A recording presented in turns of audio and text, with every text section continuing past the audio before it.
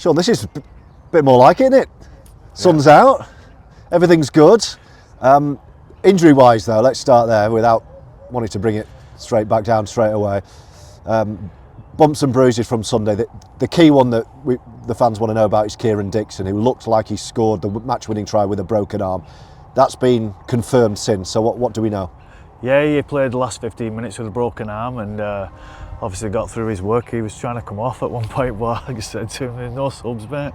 You're going to have to carry on. And, you know, fair play on him. He battled through and scored the winning try, you know. Obviously, he didn't have much celebration because his arm was broke. So we've got him in and he's having an operation on Tuesday. So he'll probably be out for about 8 weeks. That's a big blow, isn't it? This is a winger with Super League experience who has responded really well to being left out of the side in recent weeks. He's come back in, he's won you a very important match with a broken arm, and it's now going to be a two and a half month layoff. That's a big setback for you as coach. Oh, massive, especially with the injuries we've got in the outside backs. You know, we're light anyway, but hopefully we get a couple back this week. So yeah, it's a bit of a blow for us and for Kieran, because you know I thought his performance was outstanding at the weekend. So, but yeah, hopefully it's like next cab off the rank. Looking through the other injuries, then, in fact, in the same match, the other winger, Nathan Lowe, the youngster who's been impressing on dual registration from Wigan, he's now out for a period too. Yeah, he's ripped his shoulder off his delt, I think, so he's having surgery or he's out for a good period of time. So he did that in the first half, Nathan. Wow. So we had two wingers there who was out on the feet, and you know I thought that was a really gritty performance. Looking back on it now, so you know, and it's credit to all the lads who went out there on the field and got through the full 80 minutes, even though they was absolutely gone and out on the feet.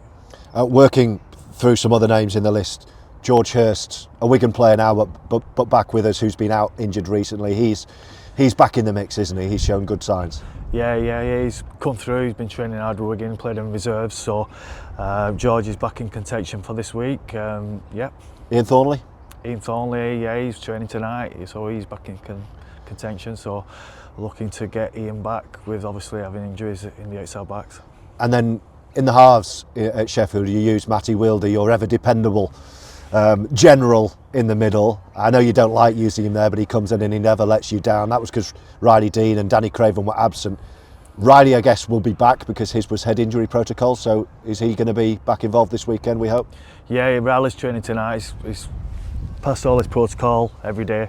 And so he's back in contention for training for tonight, non-contact. And Danny Craven, assess as you go, wait and see. Yeah, just wait and see on DC. He'll just be doing some running at the side, see how his knee pulls up. If it flares up, then struggling. If not, then contention. That's the medical update done, I think. What about this weekend? We'll talk about what's at stake and the W word in just a moment. But Barrow is a team that we've already played and beaten very well, but we've also lost to very badly. So there's plenty at stake just in a one-off contest. Yeah, for sure, and it's, you know, a one-off game. It's not a league game. It's, you know, it's knockout football. So, you know, anything can happen. Played two contrasting teams, if I'm being honest. I thought, you know, when they played us, we kind of rolled them a little bit and did a good job on them. But then when we went up there, obviously we were missing a couple of players, but they've played a different brand of rugby, and they've kept that brand of rugby going for the last probably 2 or 3 weeks now, especially against Bradford, beating Bradford, and then York having a sterling performance against them. So we won't be taking them lightly. In preparation for this game, are you focusing as head coach more on the defeat away and how to fix that up, or are you focusing on the victory at Boundary Park and what was so good that you need to do again? Both.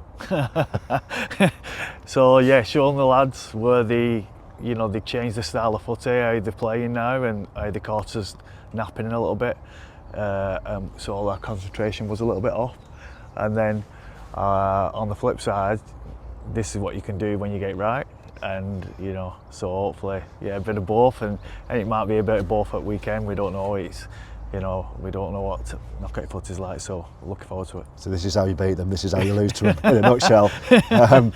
Wembley, everyone's talking about Wembley at the moment. It seems strange because it's a quarter-final, this, not a final, not a semi-final. But around the town, people are starting to catch on to the fact that there's a real shot in this competition, the AB Sundex 1895 Cup at Wembley, because we're 2 games away. And as we keep saying, Oldham have never, which is incredible, crazy really, Oldham as a rugby league club have never been to Wembley. Now we're not there yet, we've got a long way to go, but it's exciting, isn't it? Do you know what? I'm really excited. I'm really excited, not just about Wembley, and everyone keeps mentioning the W and Wembley and stuff like that. I'm just really excited about this week. Yeah. You know, actually getting to play in a big game. You know, and you find out where you're at as a player. You know, do you crumble under pressure or do you rise to the occasion? And I thought, you know, we've got some leaders in there what have played in big games, so they know how to win. We've also lads in there who've kind of not been in the same situation as the other lads, so it's how they're going to handle the pressure. And yeah, I'm excited to, you know, be part of this journey. A final word then to the fans, courtesy of our brilliant chairman Bill Quinn. It's if you buy early, it's only 12 quid to get in, which should have a huge impact, as will this weather, on the crowd. Even if you can only turn up on the day, it's reduced. I think it's £16 it's going to be if you pay on the day, but do get in there early. That's going to be a massive bonus to you and a massive benefit that you can work off, I'm sure. You always work the crowd with the way you play, but to have Boundary Park bouncing as we are hoping it's going to be Sunday, how can that play into what you want to try and achieve? Massive, you know, they're their 18th man. They've, like I say, I could feel, I went down on the sideline against Sheffield, I went round the sticks where they was all stood and there was, you know, getting behind the lads, cheering them on at that end. They always follow where we're scoring the tries and stuff like that, so hopefully we'll be doing the same. And we need you down there at the weekend, you know, because we know it's going to be a tough game, and like I say, we're 2 games away from Wembley.